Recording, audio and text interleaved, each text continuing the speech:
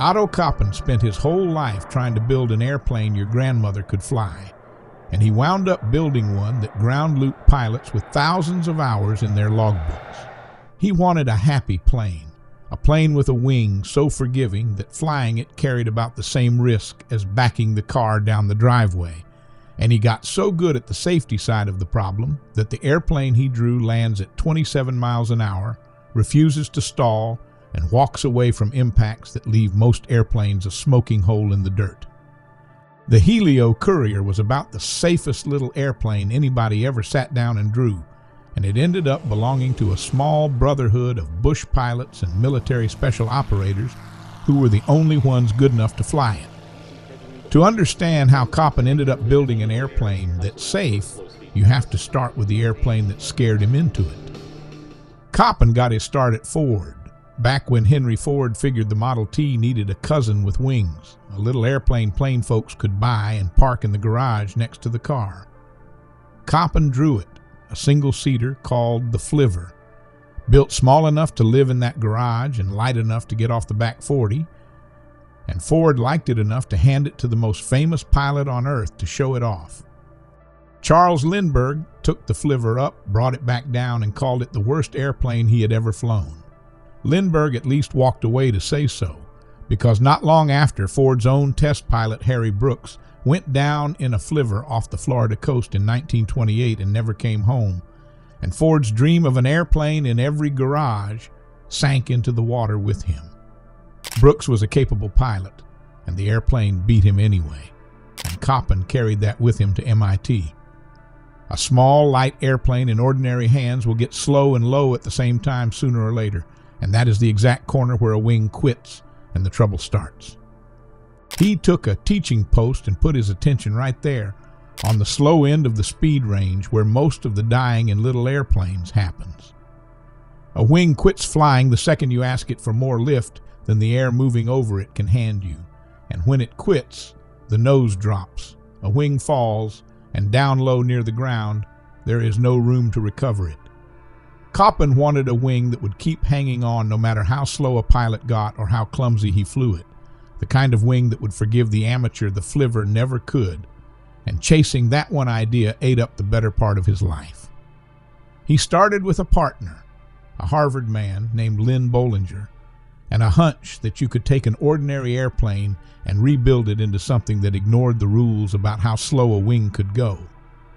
They bought a Piper Vagabond, a 2-seat tail dragger, and ran it straight into the shop for a rebuild that left almost nothing stock.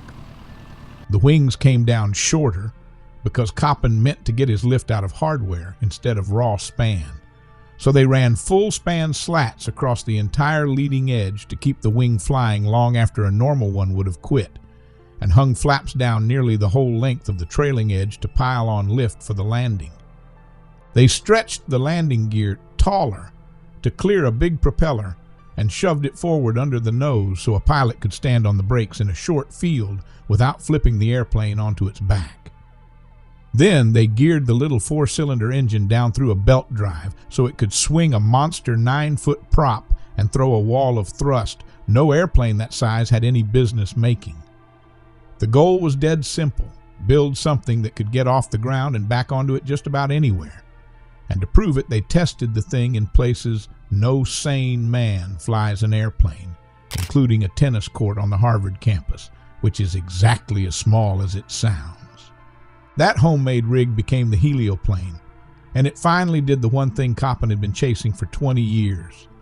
It came out stall-proof and spin-proof, which is close to selling a car that physically cannot wreck. Bollinger had the business head and pitched exactly that. The airplane too safe to kill you, the machine a busy executive could fly straight off his office lot and set down by the golf course. The trouble was the timing, because the great post-war dream of an airplane in every garage had already gone bust, and almost nobody was buying personal airplanes. So the Heloplane moved in tiny numbers, and the two of them kept building anyway, since neither man was the type to walk away from a thing half done. They figured the airplane really belonged with the pilots who needed to get into country with no runway at all, so they stretched it to seat 4 behind a 145-horse Continental. and that one stayed a prototype, but it set the table for the airplane that finally landed, the Helio Courier, now hung with a geared 260 horsepower Lycoming and built strong enough to mean it. By then, Coppin had won the war he set out to fight. A loaded Courier can hang in the air at 27 miles an hour, slower than the traffic on the street in front of your house, and when you finally bleed off the last of your speed, it settles toward the ground like a heavy parachute hunting for a place to sit down. That single trait gave it the lowest post-crash fire rate of any production airplane ever built, because an airplane that touches down slow and under control hardly ever hits hard enough to tear a fuel line and light off. The slow wing kept most pilots out of a wreck to begin with, and Coppin built the cabin to ride out the ones that still happened. The seats are stressed to take a 15G impact. The cabin sits inside a chromoly steel roll cage rated to 15 Gs, and that is the kind of protection you go hunting for in a race car, not a 4-seat single you keep tied down on a grass strip. Most of the engineering went into the wing. The profile is the same airfoil that flew on the P-51 Mustang, a slick, fast wing built to slip through the air with as little drag as possible, which is the last thing you would expect to find under a bush plane. Coppin took that fast wing and made it fly slow, running 4 automatic leading-edge slats that pop out on their own the moment the airplane slows down, feeding it lift right when a clean wing like that would be ready to quit. The flaps run nearly the full span and add something like 65% more lift when they come down, and they eat up so much trailing edge that the ailerons end up almost square. Flat little panels that look like picnic tables hanging off the wingtips. Those stubby ailerons lose their bite at low speed, so Coppin gave the wing another way to turn, interceptors that pop up on top to kill lift on one side and crank the airplane around a corner tighter than anything its size has a right to turn, which is what lets it thread a mountain valley or a jungle canyon a faster airplane would have to fly around. Put all of that hardware together, and the wing flies the airplane off the ground in about 150 feet, roughly half a football field. And that one number is why old hands call it the granddaddy of every STOL airplane that came after it. The same idea runs through the rest of the airframe, because every control surface loses its bite when the air over it slows down, so Coppin made all of them bigger than they had any right to be. Out back, it carries an oversized rudder that keeps biting hard when the airplane is barely moving, and the horizontal tail is a stabilator, one slab that pivots as a unit to hold pitch authority down where ordinary elevators turn to mush.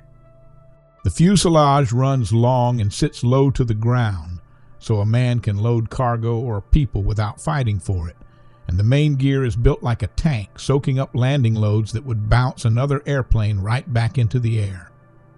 Coppin built the safest airplane in the sky, and then handed it to pilots who could barely taxi the thing. That tall gear he shoved forward to keep the airplane from nosing over under hard braking carries a price, because a tail dragger already rides with its weight behind the main wheels, forever itching to swing around and lead, and shoving the mains that far forward only hands that swing a longer lever. So the Courier is a squirrely animal on the ground, quick to swap ends on you the moment your feet quit paying attention. Plenty of pilots, good ones with real time, have ground looped a Courier, letting it spin out from under them on the rollout or the taxi, and there is nothing fun about watching a wingtip drag past your window. In the air, it asks even more of you, because it spends its time at speeds where an ordinary airplane has already stalled, hanging on its slats down on the ragged edge where nothing flies itself. The controls go heavy and stubborn right where you want your touch to be sharpest, and the airplane keeps you working every second it is slow. The Courier has humbled a long line of high-time tailwheel pilots who climbed in figuring tailwheel time was tailwheel time, and that reputation rode along with it everywhere it went. Fly it well, though, with real hands and feet, and it pays you back with performance no other airplane will hand you, and the pilots who learned it never let it go. The airplane Coppin built for everybody turned out to belong to the few. And the few took it straight to the worst flying on Earth, The military spotted it fast, hung the designation U-10 on it, and handed it to the air commandos, the special operations crews fighting the quiet, unconventional war, who needed an airplane that could reach places nobody else could touch. Its trick of getting in and out of nothing made it exactly that.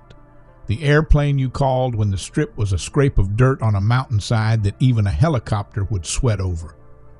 In one of the stranger jobs anybody ever gave a 4-seat single, crews bolted loudspeakers to the Courier and flew it low and slow over Viet Cong positions, blaring surrender messages and raining down leaflets while the people underneath shot up at them.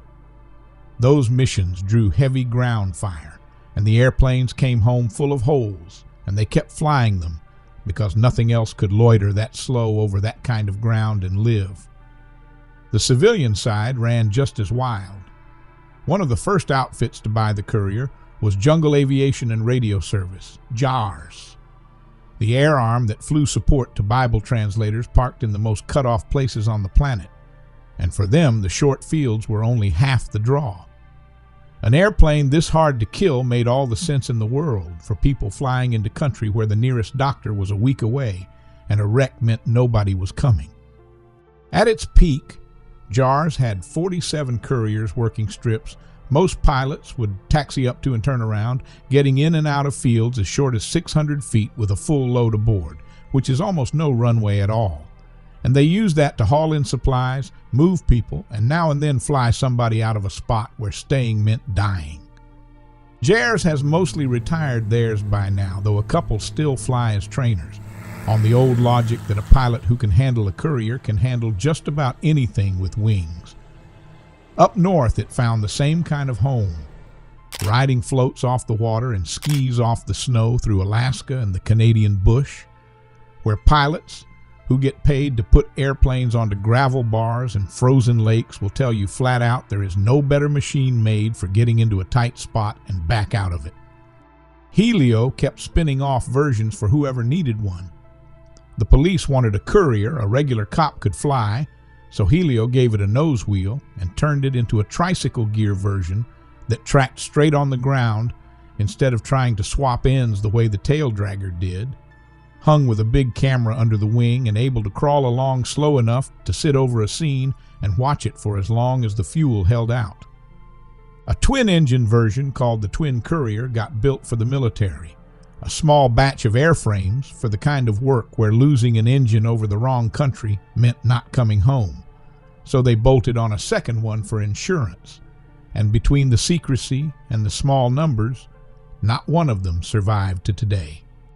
The Stallion took the whole idea and grew it up, a turboprop that drew its bloodline from the Courier but came out as its own clean-sheet airplane and stood as one of the best-performing STOL machines anybody ever built. Very few got made, and the war in Southeast Asia kept most of those, so only a handful are still airworthy now. What finally caught up to the Courier was the engine. Most of them run a geared Lycoming GO 480 that spins the crank up around 3,400 RPM at takeoff and gears the prop back to about 2,200. And that gearbox is how a modest 6 swings the big slow propeller that gives the airplane its short field thrust. It all works beautifully, right up until you go looking for parts. The GO 480 went out of production a long time ago. The spares dried up, and the high-octane avgas it drinks got scarce in exactly the far-flung corners where these airplanes earned their keep. Swapping in some other engine was no simple fix, because the airframe was balanced around that geared 6 in its big prop, so one by one the operators gave up and moved to a Kodiak or a Pilatus Porter, turboprops they could fuel anywhere and actually keep running. Helio stopped building Couriers back in the 1970s, and when a new owner tried to bring it back in the early 1980s, he hung an 8-cylinder 400-horse engine on the nose, which sounds like a glorious idea and sounds even better running, except all that extra iron rode too far forward and left the airplane nose heavy, so not many got built. That one stings, because an 8-cylinder Courier is a thing worth wanting. So the airplane aged out the way good airplanes do, priced up, harder to feed, slowly traded away for newer iron, and yet nothing that replaced it ever quite matched the package. The safety and the short field magic and the flat ruggedness all riding in one airframe. It came along ahead of its time, and it left its fingerprints on a whole generation of machines that lean on the same big, high-lift wings to pull off the same kind of impossible slow flight. The last factory Courier rolled out more than 30 years ago, and up in Alaska, the same hard country that never quit flying the airplane, a small shop is working right now to build it again. Type certificate and the original drawings in hand, aiming to turn out a better Courier without losing the soul of the one pilots fell for. Coppin set out to build a machine so safe and so simple that anybody could fly it, and instead he built one that lands on a tennis court, takes off from a backyard, flies slow enough to hold formation with a helicopter, and asks the best pilots alive to earn it. His little bird never did turn out ordinary, and the pilots who flew it would not have traded it for anything. So that's it for today's video. Don't forget to like, subscribe, and ring that notification bell. It goes a long way for us.